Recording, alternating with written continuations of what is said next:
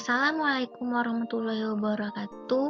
Kami dari kelompok 3 yang beranggotakan Ahmad Suzairi, Putri Handayani, dan Suci Kumalasari akan mempresentasikan hasil diskusi kami mengenai prosedur dalam pengembangan multimedia pembelajaran. Baiklah, pertama-tama saya akan menjelaskan model pengembangan menurut Lee dan Owen. Menurut Lee dan Owen, model pengembangan ini memiliki prosedur pengembangan yang terdiri dari 5 tahap. Yang pertama itu analis. Analis ini terdiri dari studi lapangan dan analis kebutuhan pada proses pembelajaran kompetensi dasar. Nah, yang kedua itu desain produk, terdiri dari menentukan spesifikasi media, membuat flowchart, menentukan strategi pembelajaran, menentukan software yang akan digunakan. Yang ketiga itu ada pengembangan produk, yang keempat implementasi produk, dan yang terakhir evaluasi produk. Baiklah, sekian dari saya. Selanjutnya akan dijelaskan oleh Putri Handayani.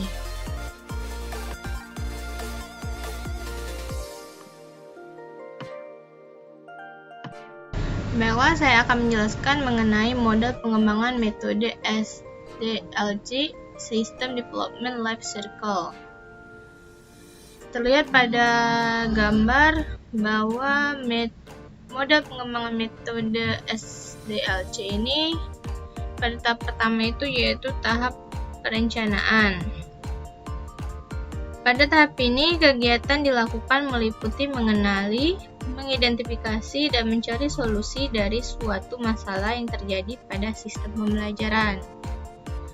Dilanjutkan pada tahap kedua itu yaitu tahap analisa.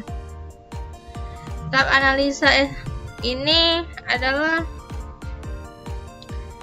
yaitu dengan mengumpulkan data-data yang berasal dari sumbernya agar dapat diolah dan dianalisa dengan tujuan untuk merancang sistem baru, yaitu media pembelajaran. Pada tahap ini juga dilakukan analisa kebutuhan sistem yang meliputi perangkat keras atau hardware dan perangkat lunak atau software. Tahap ketiga itu tahap perancangan sistem. Tahap perancangan sistem ini adalah penentuan proses dari data yang dibutuhkan atau diperlukan oleh sistem baru. Digunakan pula untuk mengidentifikasi komponen-komponen sistem yang akan didesain secara terperinci. Tahap perancangan sistem ini meliputi alur flowchart media pembelajaran dan flowchart. Tahap keempat itu tahap penerapan sistem. Tahap ini merupakan penerapan dari media pembelajaran yang dirancang. Penerapannya itu meliputi pembuatan program aplikasi dari rancangan media pembelajaran. Kemudian media pembelajaran tersebut diuji dan dievaluasi kelayakannya untuk diterapkan. Selanjutnya itu tahap penggunaan sistem. Tahap penggunaan sistem ini adalah tahap mengaplikasikan program yang sudah jadi dan layak untuk diimplementasikan.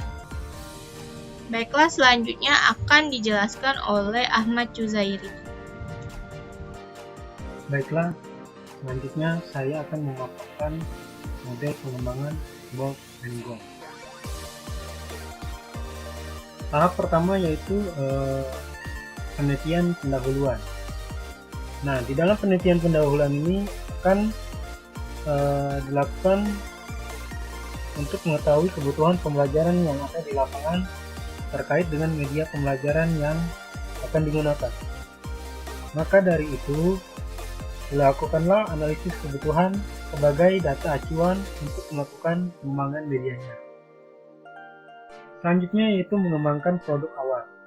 Untuk pengembangan produk awal ini, tahapan-tahapan yang dilakukan yaitu untuk membuat media pembelajaran interaktifnya.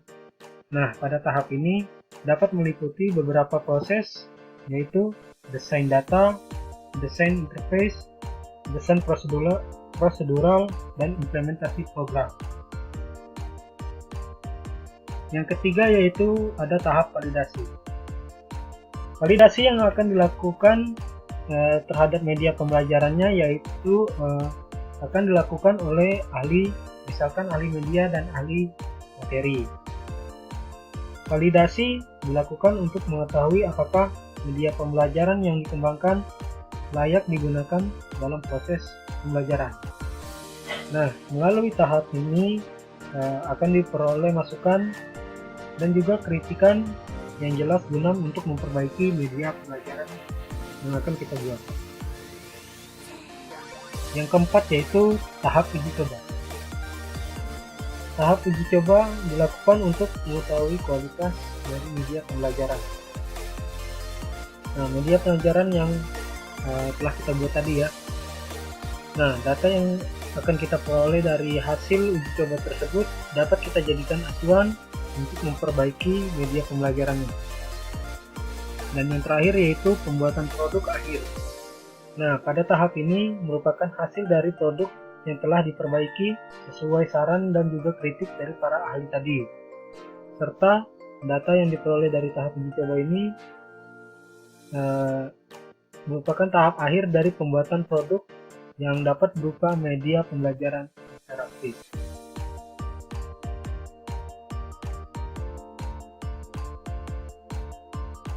Selanjutnya yaitu model pengembangan Dig and Carry. Nah, tahapan yang pertama yaitu melakukan penelitian pendahuluan. Pada penelitian pendahuluan ini di dalamnya terdapat identifikasi kebutuhan pembelajaran dan menentukan standar kompetensi mata pelajarannya dulu. Nah, selanjutnya yaitu kita akan melakukan analisis pembelajarannya.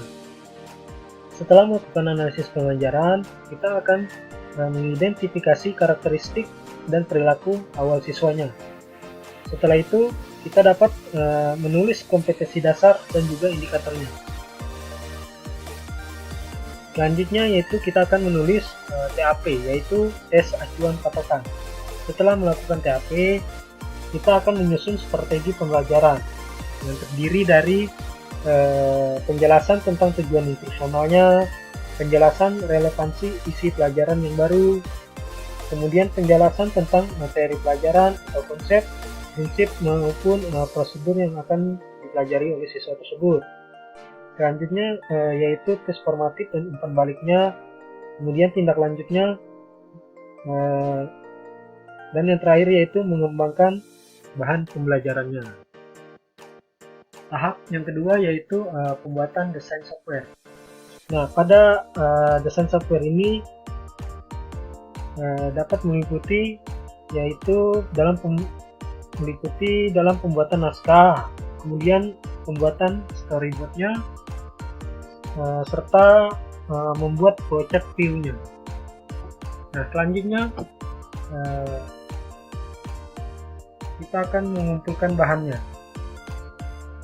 Dalam pengumpulan bahan dapat meliputi yaitu pembuatan dan pengumpulan gambar atau image dan animasi. Nah, selanjutnya yaitu perekaman dan pengumpulan audionya. Nah, setelah kita melakukan pengumpulan bahan, yang keempat yaitu kita akan mengembangkan dan membuat media pembelajaran. Jadi kita akan mengembangkan dan juga membuat produknya. Setelah itu kita akan review dan juga menguji cobakan produk yang telah kita buat tadi. Setelah menguji cobakan, kita akan uji apakah produk tersebut efektif dalam pembelajaran. Nah, itulah paparan dari kelompok kami. Semoga bermanfaat. Kami akhiri, wabillahi taufiq wal hidayah. Wassalamualaikum warahmatullahi wabarakatuh. Terima kasih.